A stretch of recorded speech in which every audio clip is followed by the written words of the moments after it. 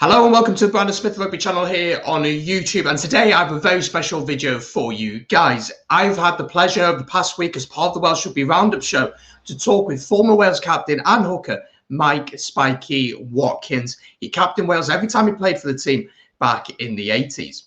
In this video, you're going to see a short clip from that interview, which will drop tomorrow on the FOLLOW Rugby Group Facebook page, link below. Be sure to like and follow that page so you will be updated on when it goes live. It's going live tomorrow morning at around 11 o'clock, so make sure to be ready for that. Anyway, you'll be jumping in on when we start talking about the Wales team right now and what his thoughts are on Pivac, on what we can achieve the Six Nations and Rees Zammit. I hope you enjoy it. Make sure to check out the full interview that drops tomorrow. Lots coming up on the channel over the next few days ahead of the Six Nations, so be sure to subscribe for that as we push towards that 1,000 subscribers. We're so close now, so your help would be massively appreciated as we push towards it. Anyway, that's all for me. I hope you enjoy this clip. Let me know your thoughts down in the comments down below, and I'll see you very soon. Peace. We were really interested to get your thoughts on the Wales team now, looking towards the rest of the Six Nations. So where do you think this team is at, and what do you think is possible for the rest of the Six Nations for Wales? Do you really believe that? I don't want to say the words Grand Slam, but do you really think we can do something special in this year's tournament? I find it difficult talking about my own country, because sometimes if you're honest, you can say the honest thing and it might be against what your country is. So I never like that.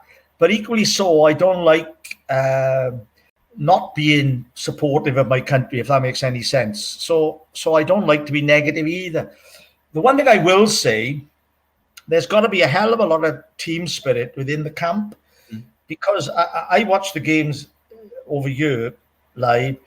It's obviously with 7 hours in front, so I had to get up like 12 o'clock and whatever, which I don't mind, because normally if they're on earlier, I'm drinking it, I'm looking through the bottom of a beer glass in the bar.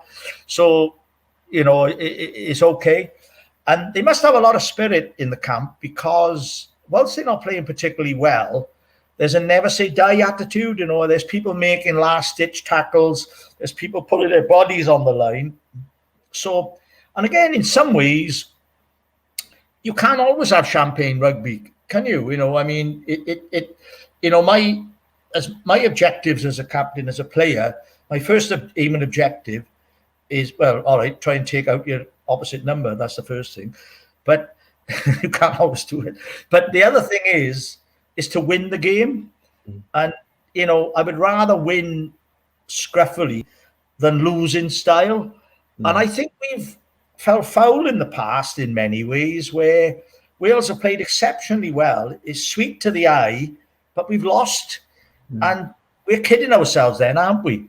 I think winning breeds confidence. And I think Wales will become more confident. I'll take it every day what they're doing if they win up these next games, because they must be doing something right, because they're winning to start with. There's many things wrong, and I could say exactly what they're wrong, but it's not for me to dissect it. But though I will say the good things, there's got to be a lot of morale in the camp and a lot of good spirit. So I'm not a negative person, as you can gather with this interview. I believe there's more good things going on in the Welsh camp than bad things, because when they fell behind, I thought, especially against Scotland, with Scotland's offloading game, it was a tipping point where Scotland, if they scored again, I felt they could have kicked on and Wales would have had a bit of a bollocking, excuse the language. But it never happened, did it? No. So, and furthermore, the sending offs. Wales can't help that, can they? If these guys do misdemeanors, off they go. They're not in control of that, are they? And it's your good fortune. So I think Wales are capable of anything, really. France might be a big ask, but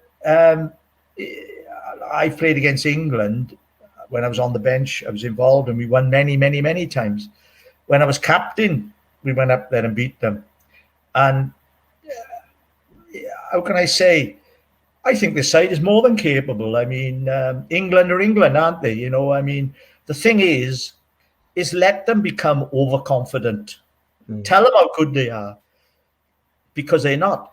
So Very true. I think this England team is we can get at this team, and I think we really stand a good chance. And to be honest, I would say we're maybe favourites for this one, but it'll be interesting.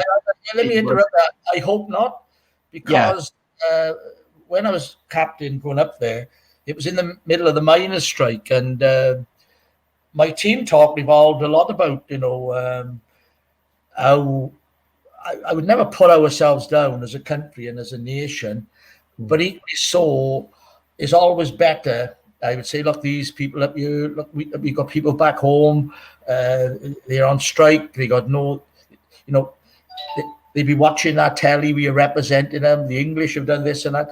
So I think I'd always rather be the underdog, you know what I mean?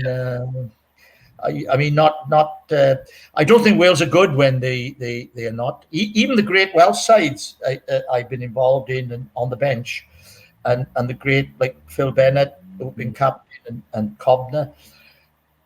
We've always played the underdog status, you know what I mean? Because especially with them English, they got all them fancy cars, they got this, that, the other, I mean, there's them driving them Mercedes Benzes and BMW. I had them, but I wouldn't own up to it. You know what I mean? I had fancier cars than them. I say, look at them, they got all that money. Look, we are coming up here. Look, we've had bread and dripping. Look, they're eating steak and chips. Oh, look at them lot. So it's. I think I'd rather, I think an important thing with it now is with the lack of crowds, the lack of atmosphere, who it affects the most. Some players sort of feed off it, and others don't. Which might sound ridiculous, but some people, they love all that, but then a lot of others are quite happy where they are now. Yeah, it's interesting to hear the conversations on the pitch, isn't it? You can hear players talking to one another, which I've really enjoyed listening to, and you can hear in the team who are the leaders, who are the ones calling the shots, who are the ones chatting to the team throughout the game. And I think we are in a really good place to an extent at the minute. And you spoke about how you know Louis Rees Zammit's family quite well. How impressed have you been with Louis Rees Zammit? How good can he be, and how good is he right now? Because for me, he's probably the form winger in the world at the minute, isn't he? Well, is he 19, 18, 19? 20, I think he's 20. I think he's 20. Younger than me. Well, no matter how good you are, you're still only 20, aren't you? Yeah. And, it's how he handles the pats on the back, let's say. Because he's wonderful now, isn't he? He's great. But all of a sudden, it can change. So I think leave the kid alone a little bit. I mean, let him. I know his family, as they said, will not let him get out of control. I think he's quite. I wouldn't know 100%, but leave the kid alone, and let him get on. Let him enjoy it. He's under enough pressure already. Just being on the blooming field. Yeah. Let him be just a team member. It's. I loved when I had younger players come through when I was captain.